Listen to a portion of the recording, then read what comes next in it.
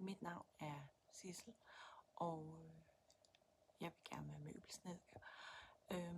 Og i den forbindelse skal jeg lave en motiveret ansøgning. Den kommer her.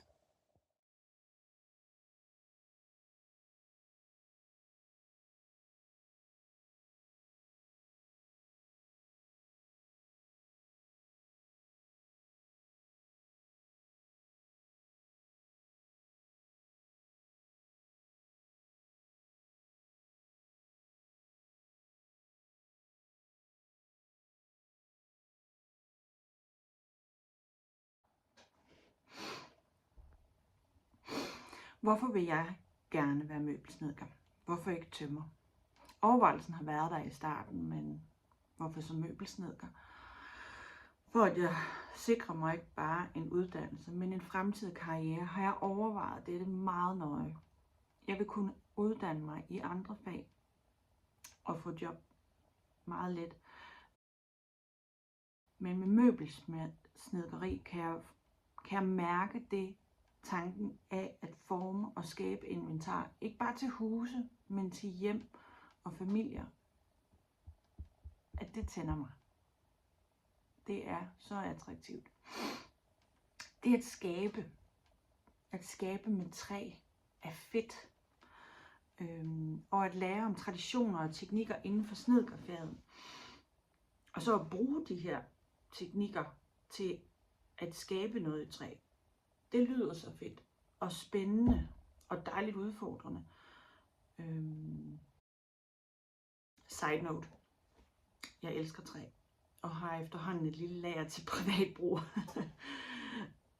Til gro og rædsel for min mand. Men det at skabe noget, der har funktion og nytte i menneskers liv, at en person ikke bruger det som et hjælpemiddel i hverdagen, men i en naturlig hverdag. Jeg har en vision, som blandt andet driver min motivation til den her uddannelse, blandt andet. Og luk øjnene, forestil dig et hus, et hjem, vigtigst af alt. Fra man står op om morgenen, og man kigger på sit ur fra sin seng, eller sin smartwatch, som alle folk har nu, på ens træsengebord, til at man så mødes hele familien om det lækre egetræspisbord i kommunal eller i køkkenalrummet.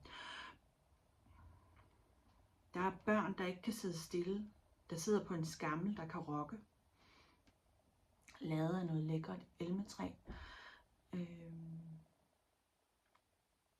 Resten af flokken sidder på en restaureret kirkebænk, imens mor står oppe i køkkenet og tager glas ned til alle 5 familiemedlemmer. I det, hun er færdig, så tager hun sin hånd og lukker lågen og giver trælågen, køkkentrælågen, en ekstra hånd, glidende hånd, og føler på træet. Om det er den taktile sans, eller om det er en mental sans, der bliver vækket. Men den der med, at man mærker efter, og man sætter pris på det, at det ikke bare er en låge. Det er en del af ens hjem. Den har en funktion, og den gør nytte, og den bliver brugt, og kan tåle at blive brugt.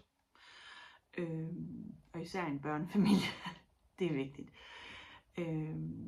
Så har vi faren, der sidder ved spisebordet og smiler i det, at han tager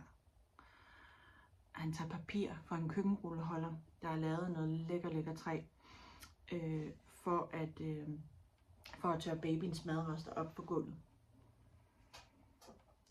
Og i den her vision, det er jo bare et øjebliksbillede, men alle de, så at sige, møbler og artefakter, menneskeskabt, det er noget, der er med til at skabe et hjem.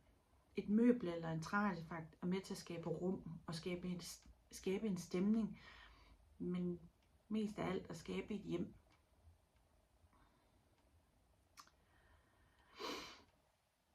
Artefakt, den her hjemmeside, er min ansøgning. Den består af flere præsentationsformer end bare skrift og billeder. Den er et etymologiske vinkling af ordet artefakt, betydende skabt af mennesker, inspireret til navnet. Men især, at der er en indirekte henvisning til håndværket bag skabelsen af en artefakt. Denne ansøgning er lavet som en amatør inden for træfagets verden, der ønsker at lære fagligt snedkeri, praktisere godt håndværk. Artefakt er min præsentation af min motivation, mine klare overvejelser og valg af uddannelse, og en pejling til min fremtidige karriere. En hurtig forklaring om mig. Jeg hedder Sissel, jeg er 35 år, mor til Nel og Birk og gift med Jesper. Og sammen bor vi i et gammelt hus i Vissenbjerg. Jeg er uddannet cand.mag i engelsk og kunst og arkitektur med et gymnasierettet profil og fokus på visuel formidling og vejledning. Derudover har jeg også en hel del erfaring inden for studieadministration, hvor mine kompetencer i visuel formidling har været en kæmpe fordel.